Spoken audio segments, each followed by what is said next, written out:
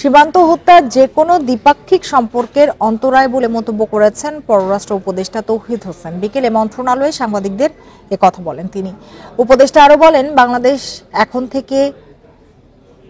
বাংলাদেশ থেকে এখন পর্যন্ত 2 থেকে 2.5 হাজার রোহিঙ্গাকে নিয়েছে যুক্তরাষ্ট্র। দেশটি প্রতি বছর 20,000 করে 10 বছরে আরো 2 লাখ রোহিঙ্গা নেয়ার প্রস্তাব দিয়েছে বলেও জানান তিনি। এ সময় সীমান্তে বিএসএফ এর গুলিতে বাংলাদেশি নিহতের ঘটনার বিষয়টিকে দ্বিপাক্ষিক সম্পর্কে অন্তরায় বলে উল্লেখ করেন তৌহিদ হোসেন।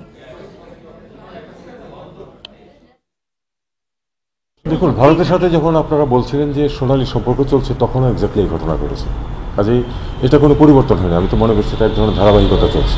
বর্ডার কিলিং যেটা, সেটা অবশ্যই দুই দেশের ভালো সম্পর্ক সৃষ্টির ক্ষেত্রে একটা অন্তরায়। কারণ সব ভালো সম্পর্ক তো শুধু দুই দেশের সরকারের বিষয় না, মানুষের বিষয়। একটি মানুষ যখন বর্ডারে গুলি খেয়ে মারা যায়, সারা দেশের মানুষের মধ্যে একটা রিপারকাশন হয়, এবং সেটা একটা নেগেটিভ রিপারকাশন, যেটা আমরা চাই না।